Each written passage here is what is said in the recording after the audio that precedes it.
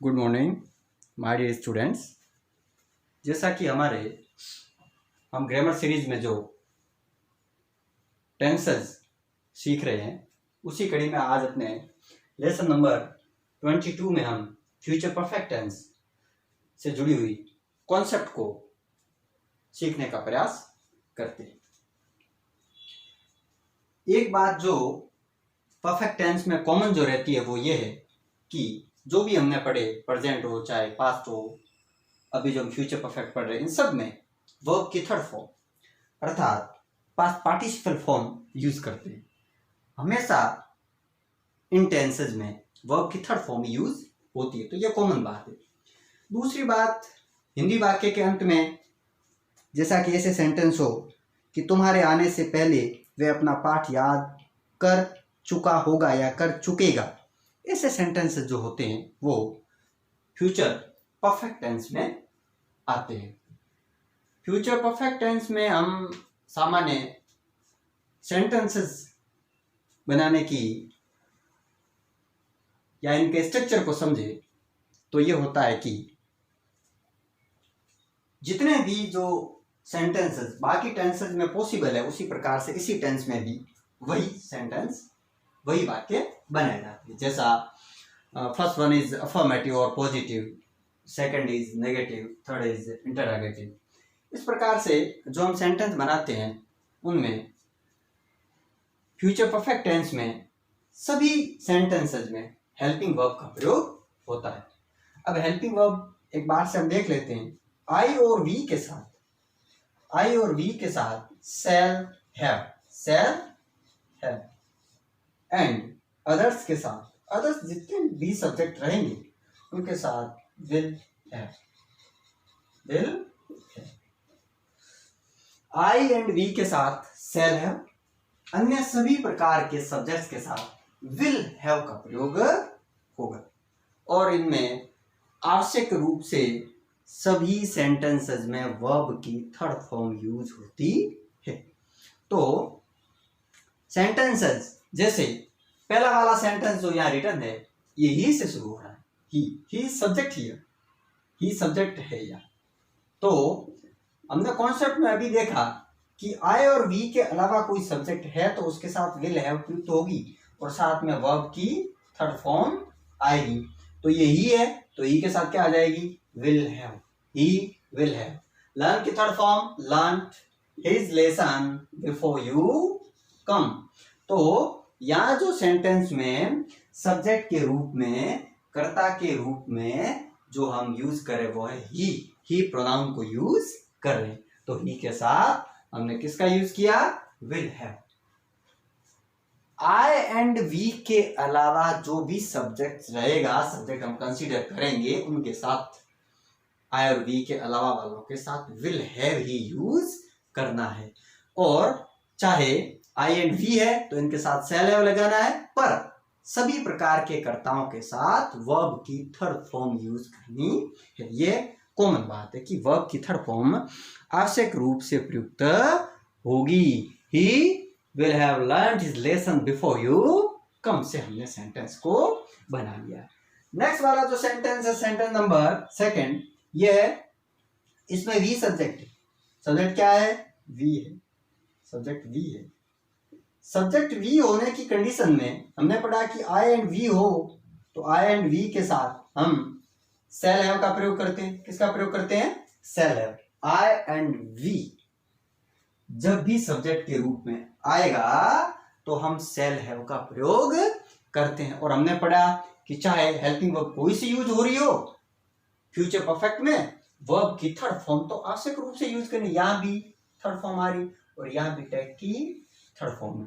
तो we shall have taken our food before it is 7। इस प्रकार से हम जो भी सेंटेंसेस जो हम बनाते हैं उन सभी सेंटेंसेस में वर्ब की थर्ड फॉर्म का आवश्यक रूप से प्रयोग करते हैं।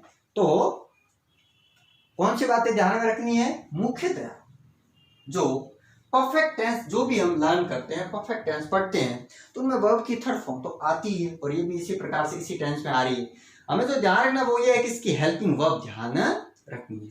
आई और वी के साथ शैल हैव, अन्य सभी सब्जेक्ट के साथ विल हैव का प्रयोग होगा। और ये जो अभी हमने दो सेंटेंस ये पढ़े, ये अफर्मेटिव अर्थात पॉजिटिव प्रकार के सेंटेंस है, जिन्हें हम हिंदी में सकारात्मक वाक्य कहते हैं। एक प्रकार का कथन जो सकारात्मक हो उन्हें अफर्मेटिव या पॉजिटिव में हम पढ़ते हैं। तो यहाँ हमने अफर्मेटिव सेंटेंस जो पढ़े उनमें हमेशा सेंटेंस की शुरुआत सब्जेक्ट से होती है, कर्ता से होती है, कर्ता से सेंटेंस की शुरुआत होकर ये सेंटेंस फुल स्टॉप पर बिना नोट के प्रयोग के पूरा होता है। ऐसे सेंटेंस पॉजिटिव सेंटेंस कहे जाते हैं। तो इसको आप इसका स्क्रीनशॉट ले लें, आप इसे नोटबुक में लिख लें। फिर हम अगले प्रकार के जो सेंटेंसेस है और इस टेंस का और यूज कहाँ का होता है उसे हम आगे पढ़ते हैं।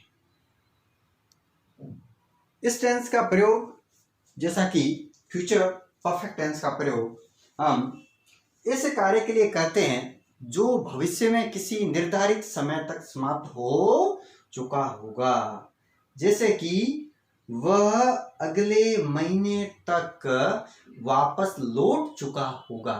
कब तक लौट चुका होगा? अगले महीने तक, नेक्स्ट मंथ तक उसके घर लौटने की वापस आने का काम पूरा हो जाएगा।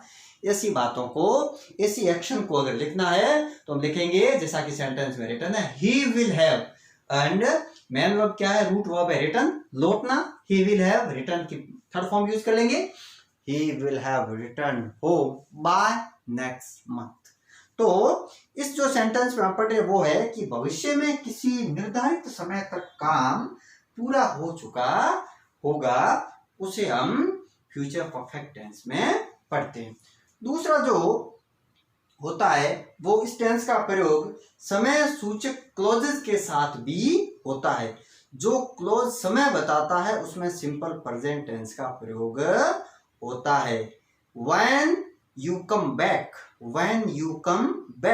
I shall have bought the book. जब तुम वापस आओगे तो मैं पुस्तक खरीद चुका होगा। इस प्रकार से जो समय को बताने वाले क्लोजेस होते हैं उनमें भी इस टेंस का प्रयोग होता है। तो when you come back ये सिंपल प्रेजेंट टेंस है और I shall have bought the book ये फ्यूचर परफेक्ट टेंस है। तथा कई बार जैसे हमारे आरबीएससी का जो पेपर पैटर्न होता है उनमें ऐसे सेंटेंस ज्यादा कदा पूछे जाते हैं। ऐसे सेंटेंस जिनके अंत में बाय प्लस टाइम या बाय द एंड ऑफ और टाइम दिया हुआ होता है, ऐसे सेंटेंस हम फ्यूचर परफेक्ट टेंस में कंसीडर करते हैं। फ्यूचर परफेक्ट टेंस में उन्हें उनके नियमानुसार हम पूरा करते हैं। जैसे they will have finish their work by evening, वे शाम तक अपना काम पूरा कर चुके होंगे। बाय इवनिंग, तो बाय इवनिंग किसका पहचान है? फ्यूचर परफेक्ट टेंस को कंसीडर कर रहा है। बाय इवनिंग ये बता रहा है कि इस सेंटेंस को हमें फ्यूचर परफेक्ट टेंस के नियमानुसार पूरा करना है। तो सेंटेंस होगा they will have finish their work by evening. इसके अलावा कई बार सेंटेंस के अंत में बाय द एंड ऑफ और टाइम दिया हुआ होता है। We shall have made this building by the end of March, हम इस बिल्डिंग को मार्च महीने के अंत तक पूरा कर चुके होंगे। तो इस प्रकार के जो सेंटेंसेस है वो फ्यूचर परफेक्ट टेंस में बनाए जाते हैं, पूरे किए जाते हैं।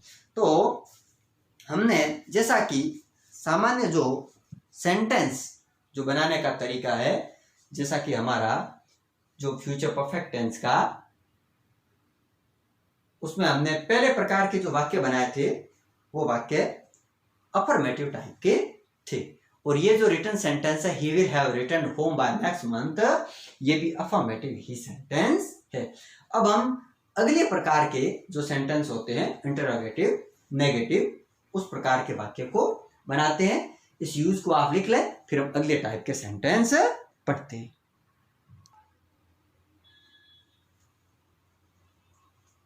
नेगेटिव सेंटेंस, नेगेटिव सेंटेंस जैसा कि हम इन्हें हिंदी में नकारात्मक वाक्य के नाम से जानते हैं, ऐसे सेंटेंसेस जिनमें नॉट का प्रयोग होता है नकारात्मक सेंटेंस होते हैं।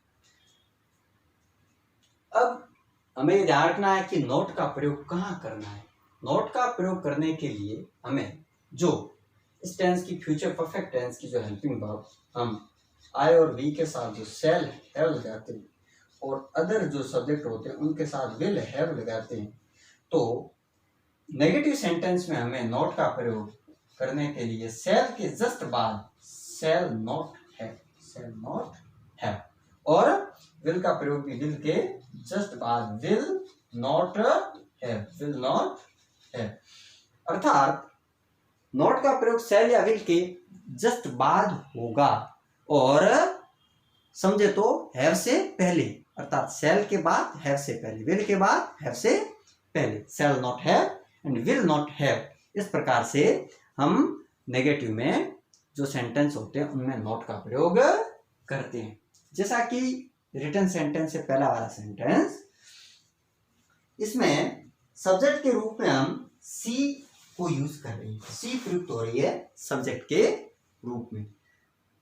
और हमने सामान्य नियमों में यह पढ़ा कि आई और वी के अलावा अगर कोई सब्जेक्ट है तो उसके साथ हम विल हैव का प्रयोग करेंगे। आई और वी के अलावा सब्जेक्ट के साथ किसका प्रयोग करेंगे?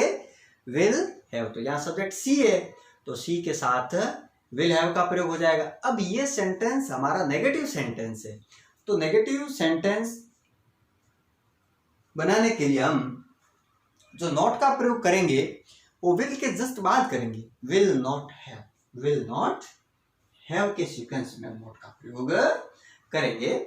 और जैसा कि परफेक्ट टेंस पढ़ रहे हैं तो सभी प्रकार के सेंटेंसेस में जो वर्ब की थर्ड फॉर्म यूज होगी और यहाँ भी हम राइट की थर्ड फॉर्म रिटर्न को लिख रहे हैं। तो जो सेंटेंस हमारा बना है वो इस प्रकार से बना है, she will not have written the letter before Hari comes. She will not have, तो ये विल हैव तो इसकी हेल्पिंग वर्ब है, नॉट का प्रयोग होगा तो यहाँ बीच में होगा, विल और हैव के बीच में। यहाँ हमने पहले पढ़ा है नीचे कि शैल नॉट हैव होता है, विल नॉट हैव होता है, और वर्ब की third form written the letter before Hari comes. इस प्रकार से ये सेंटेंस पूरा हो गया। हरी के आने से पहले वह पत्र नहीं लिख चुकी होगी। इस प्रकार से ये सेंटेंस बनेगा।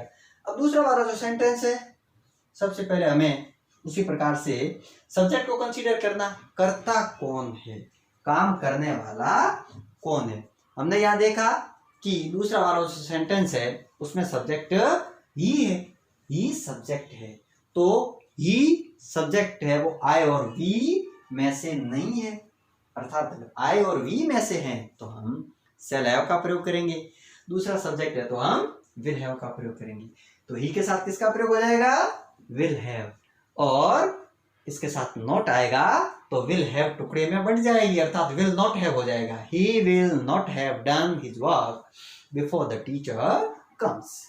वह टीचर के आने से पहले अपना काम पूरा नहीं कर चुका होगा। इसे सेंटेंस को फ्यूचर परफेक्ट टेंस में बनाते हैं।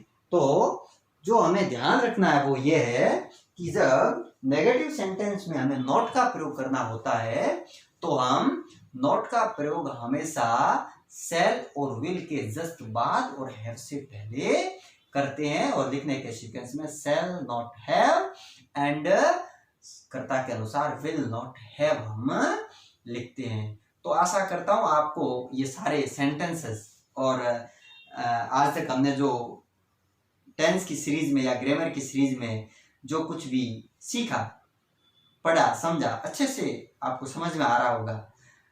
ग्रामर एक ऐसा टॉपिक है जिसको एक बार से पढ़ने पर आसानी से आप उसे नहीं समझ पाते हैं, तो इसकी कॉन्सेप्ट को क्लियर करने के लिए आप बार बार से इन वीडियोस को देखें, बार बार से आप सेंटेंस को बनाने का प्रयास करें, अपने मन से बनाएं, ज़्यादा से ज़्यादा वर्ब के फॉर्म याद करें, और अपने 10th की जो बुक है बुक नंबर फर्स्ट, जो गोल्डन रेज के नाम से इंग्लिश बुक फर्स्ट, उसमें खूब सारी एक्सरसाइज भी आरबीएससी के पैटर्न के अकॉर्डिंग दे रखी है। तो आप उन्हें बार बार सॉल्व करें, समझे, पढ़े और कॉन्सेप्ट को समझते हुए सेंटेंस को कंप्लीट करें। तो ये आपके जो टेंसेस की जो हमारी ग्रामर सीरीज है वो आपको बेसिक कॉन्सेप्ट अच्छे से समझ में आ जाएगी।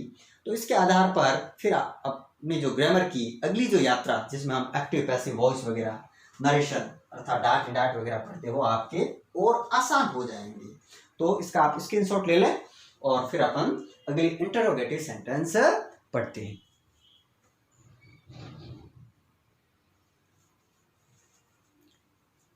नेक्स्ट टाइप के सेंटेंस है वो है इंटरोगेटिव सेंटेंस, प्रश्नात्मक वाक्य।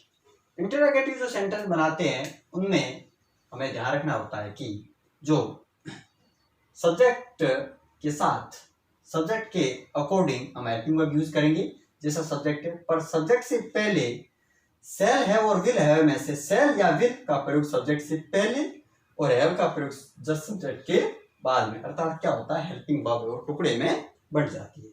और हैव के जस्ट बाद वर्ब की थर्ड फॉर्म और इसके बाद में ऑब्जेक्ट आता है। ध्यान ये रखना है कि सब्जेक्ट के अकॉर्डिंग जो विल हैव या सेल हैव, जिनमें हैव तो कॉमन है लेकिन विल और सेल इसका प्रयोग सब्जेक्ट के अकॉर्डिंग कर्ता से पहले वाक्य के प्रारंभ में इसका यूज करना है। तो विल या सेल में से सब्जेक्ट के आधार पर, जैसा कि नीचे जो हमारा सेंटेंस दे रखा, द बॉयज आई और वी में से नहीं है, आई और वी में से इस प्रकार का सब्जेक्ट नहीं है। तो आई और वी होता तो हम सेल यूज करते, आई और वी में से नहीं है तो विल का प्रयोग हो गया। आगे किसका हो गया, विल का। तो यहां जो सेंटेंस हम बनाएंगे उनमें कर्ता के अनुसार सेल हैव और विल हैव में से यूज कर लेंगे, पर ये सेल हैव और विल हैव टुकड़े में बंट जाती है। कर्ता के अनुसार सेल या विल का प्रयोग कर्ता से पहले होता है और कर्ता के बाद में हैव का प्रयोग होता है और हैव के बाद में वर्ब की थर्ड फॉर्म प्रयुक्त होती है और इसके बाद में जो ऑब्जेक्ट हमारा आता है और अंत में क्वेश्चन मार्क रहता है। Will the boys have played the match before it is 7? क्या 7 बजने से पहले बच्चे मैच खेल चुके होंगे? इस प्रकार से ये सेंटेंस बनेगा। नेक्स्ट वाला सेंटेंस, इसमें नॉट का प्रयोग भी कर रहे हैं, सेल वी। तो नॉट का प्रयोग जब भी होता है तो हमने नेगेटिव वाले सेंटेंस पढ़ा कि हैव से पहले नॉट का प्रयोग करें। तो shall we not have taken the tickets before the train arrives. इस प्रकार से जो हम अभी फ्यूचर परफेक्ट जो टेंस पढ़ रहे हैं, इस टेंस में हमने सभी प्रकार के सेंटेंसेस को अलग अलग रूप से पढ़ा। अफर्मेटिव पढ़े, अफर्मेटिव में सब्जेक्ट और सब्जेक्ट के जस्ट बाद में हेल्पिंग वर्ब विल हैव या सेल हैव का प्रयोग कर ले और साथ में वर्ब की थर्ड फॉर्म यूज कर ले। अच्छा, नेगेटिव में सब्जेक्ट के बाद में सब्जेक्ट के अनुसार सेल या विल का प्रयोग और उसके बाद में नॉट और उसके बाद में हैव का प्रयोग कर ले और उसके जस्ट बाद में अगली हैं इंटरोगेटिव सेंटेंसेस। इंटरोगेटिव सेंटेंसेस में विल हैव या सेल हैव टुकड़े में बढ़ जाती है। विल या सेल का प्रयोग सब्जेक्ट से पहले, जैसा सब्जेक्ट है उसके अकॉर्डिंग हम यूज कर लेंगे और सब्जेक्ट के बाद में हैव का प्रयोग हो जाएगा। हैव के जस्ट बाद में वर्ब की थर्ड फॉर्म आती है। तो इस प्रकार से जो हम फ्यूचर परफेक्ट टेंस जो पढ़ रहे हैं उनमें हमने जो यूजेस के रूप में जो हमने पहले पढ़ा कि इस टेंस का प्रयोग ऐसे कार्य के लिए होता है जो भविष्य में किसी निर्धारित समय तक समाप्त हो चुकेगा, ऐसी एक्शन को हम फ्यूचर परफेक्ट टेंस के सामान्य नियमानुसार लिखते हैं। दूसरा हमने पढ़ा, उसमें यह पढ़ा कि इस टेंस का प्रयोग समय सूचक टाइम को इंडिकेट करने वाले क्लोजेस के साथ भी होता है, अर्थात जो क्लोज समय बताता है वो हमेशा सिंपल प्रेजेंट टेंस का होता है, सिंपल प्रेजेंट टेंस में लिखा जाता है। हमने इस कॉन्सेप्ट को पढ़ा, उसमें एक सेंटेंस पढ़ा था कि when you come back I shall have bought the book। जब तुम वापस आओगे तो मैं पुस्तक खरीद चुका होगा। तो इस प्रकार के जो वाक्य हमने फ्यूचर परफेक्ट टेंस में पढ़े और इसके अलावा एक बात ये भी हमने पढ़ी थी कि इंग्लिश के सेंटेंसेस में सामान्यतः इसकी पहचान क्या होती है, हम किस प्रकार से उसको आइडेंटिफाई करते हैं।